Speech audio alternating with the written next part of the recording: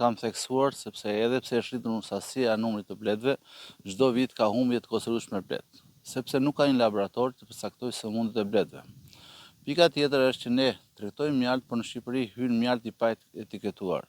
Duhet merren masa të ngrihet në një laborator të certifikojë mjaltin ton. Ne kemi mjalt të egër, duke filluar nga Tropoja, nga zona e Korçës, zona e Përmetit, zona e Gjirokastrës dhe Bregdeti shqiptar. Ne në krahasim me vendet e botës si Gjermania apo Hollanda të tjerë që kanë mono mjalt me të një flore të caktuar, ne kemi mjalt të bimeve të egra, po këto janë bimë medicinale, të cilat janë shumë të rëndësishme për mjaltin. Unë i kam bërë një kërkesë ministrit të bujqësisë që të heqet TVSH-n për produktet që vijnë për bletarin, nga buka e bletës apo invertet. Duke ulur TVSH-n, ne mund të përfitojmë dhe kemi masa lehtësuese për të trajtuar bletet në mënyrë më të mirë. Ministri më dha fjalën se do të dyfishoj subvencionimit për vitin 2026.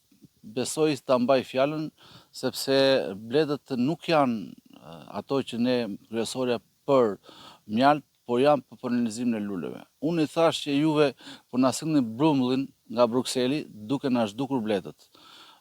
Duhet të merren masa më konkrete, duhet të ketë specialistë, siç foli parafolsi doktor Pashun Memishaj, janë të pakët profesorë që merren me bletarinë, sepse në Institutin Bujqësor të Kamzës lënda e bletarisë është kthyer në një lëndë me zgjedhje dhe nuk i kushtohet rëndësie veçantë.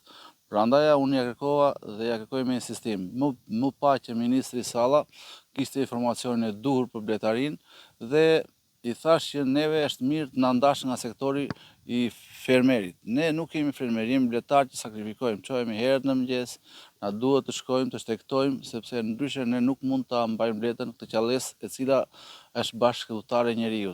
Blet ka atje ku ka jetë njerëzore, që nga Alaska që ku ka njerëz ka blet. Të jap në një shifër që mbase nuk ka informacion, ne zëm në vendin e parë në Evropë për dënsinë e bletëve në raport me sipërfaqen që kemi, pra tregon që kemi një interes të shtuar të bletarëve dhe njerëzve të cilët duan të merren me biznes të bletaria, një gjë fantastike që i shërben mjedisit, i shërben njerëzimit, i shërben interesave ekonomike dhe financiare njerëzve me cilët merren me bletën, edhe po themi pak a shumë që tregu në Shqipëri deri në i farmase ka kërkesa për mjaltin vendas, bile dhe kërkesa të tregut tuaj, po unë them që paraprësisht ne sigurojmë nevojat e tregut, që këtu ka dhe pak hezitime dhe dyshime për importimet që bëhen, nuk e di nëse kam informacione të sakta, gjithsesi e kemi të saktë, hyn mjalti i cili nuk ka vlerat dhe shihet qoftë edhe pasortin, ndoshta qoftë edhe realitetin, nëse vërtet është mjalt ose jo, pra futen mjaltra artificial, të cilat ne na jemi pak konkurrent me këtë punë, por unë mendoj se përgjithsisht ne si bletar, ata cilët janë të aftë të sot, kanë menaxhuar mirë tregun, kanë tregtuar mjaltin, ndoshta edhe çmimet, domethënë goxha të mira me fjalë në raport edhe me tregjet të ndërkombëtare, ne kemi çmime të favorshme për mjaltin, kjo tregon që kërkesa oferta është ajo që na mban çmimet në këmbë. Duke krahasuar dhe me produkte të hyrë nga importi ose që blenë, mjalti jonë është më gustativ, më i shijshëm edhe ky është një sukses shumë pozitiv i bletarëve, që na bën të mundur dhe këtë lloj tregu të lartë që quhet në çmim. Pozitivitet i bletarëve shqiptar, ka një gjë fantastike tek ne, ne kemi lidhje të jashtëzakonshme njëri me tjetrin, Shqipëri, Maqedoni, Malezi, Kosovë.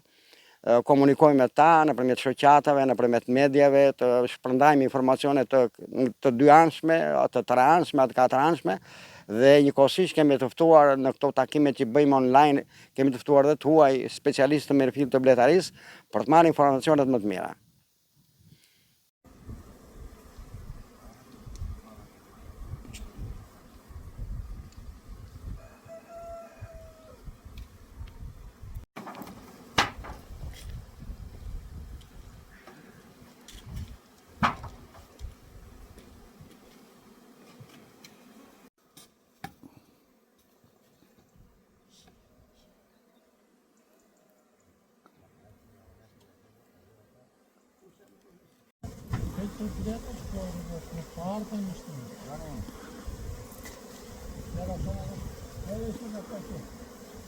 Ora, para Pasaj është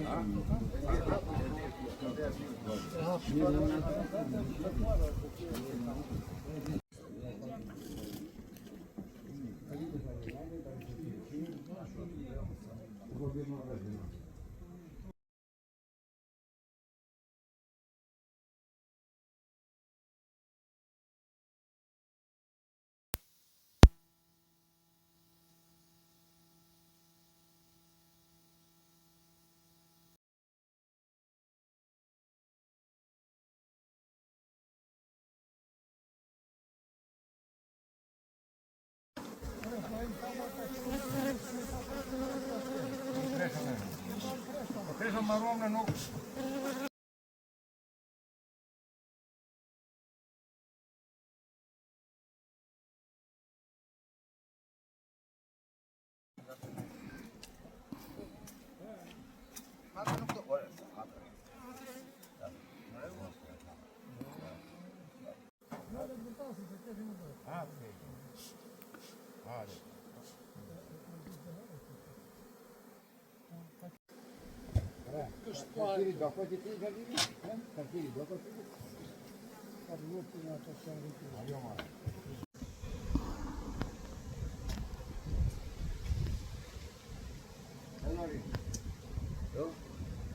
U si ka lidhur.